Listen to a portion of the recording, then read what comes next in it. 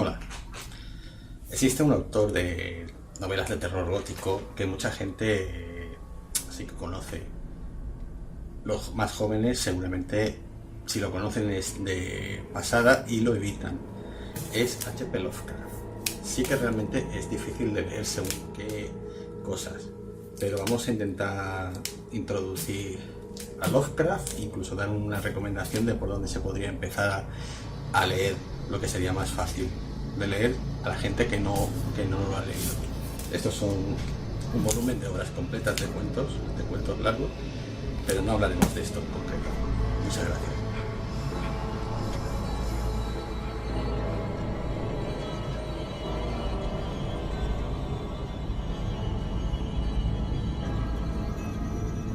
Howard Phillips Lovecraft, más conocido como H.P. Lovecraft, es un escritor de terror nacido en el siglo XIX, pero que publicó su obra en la primera mitad del siglo XX.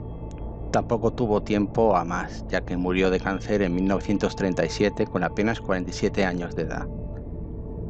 Fue un gran renovador del género de terror al mezclar el terror, hasta ese momento más gótico, con la ciencia ficción, agregando a sus relatos razas extraterrestres, viajes en el tiempo y otras dimensiones.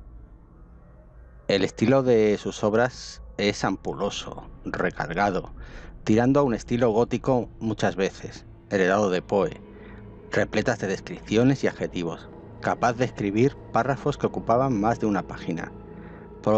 Podría pensarse que eso es ilegible, sin embargo era capaz de dotar de armonía a esos largos párrafos, haciéndolos legibles. Así que era claramente una práctica deliberada, casi única, de este autor. Naturalmente, esto no lo hace un autor fácil de leer, pero es más legible de lo que, por lo que he contado, podría parecer. Rehizo el género, un género hasta esa época centrado más en un estilo gótico, muchas veces vacuo. De hecho, Lovecraft escribió varios ensayos explicando la renovación del género. Así que no lo renovó sencillamente escribiendo, sino deliberadamente a sabiendas cómo era el género hasta que llegó él y cómo quería que fuera a partir de él. Y lo consiguió. Fue un escritor de costumbres peculiares y muchas veces extravagante. Muchos le atribuyen todo esto al apego que tenía por su madre y él por ella y su temprana muerte, que dejó huella en su forma de ser. Sea como fuere, no corresponde a este canal tratar la construcción psicológica del escritor, pero sí que ese afecto y su muerte contribuyó sin duda al sentimiento de soledad frente a todo, que tienen muchos de sus cuentos y libros. Curiosamente, en la época que publicaba sus escritos, muchos en la revista Pulp Weird Tales, solo era conocido por los amantes del género y no por el gran público. Fue después de su muerte cuando poco a poco, tampoco de repente, se fue conociendo y alabando su obra y contribución al género. Lamentablemente esto no es algo que se dé poco, sino al contrario, se da bastante.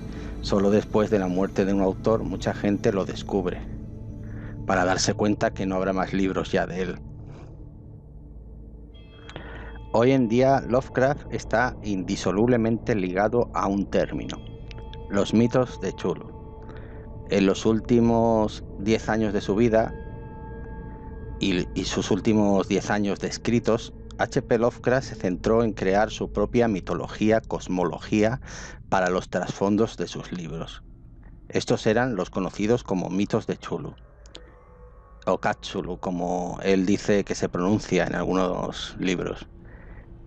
Ahora, de todos estos mitos hay libros que se basan en ello, hay películas, hay juegos de mesa, hay videojuegos, hay arte, camisetas, muchas cosas. El éxito de esta parte de su obra es arrolladora, casi un siglo después. Sobre los mitos podríamos hablar en muchos vídeos y quizás lo haga en un futuro, haga un vídeo concreto sobre los mitos de Cthulhu y Lovecraft. Ahora como presentación es suficiente lo dicho. Y para aquellos que aún no se han adentrado en el apasionante mundo de H.P. Lovecraft, decirles que comiencen con algún cuento largo. antes de atreverse con un libro completo.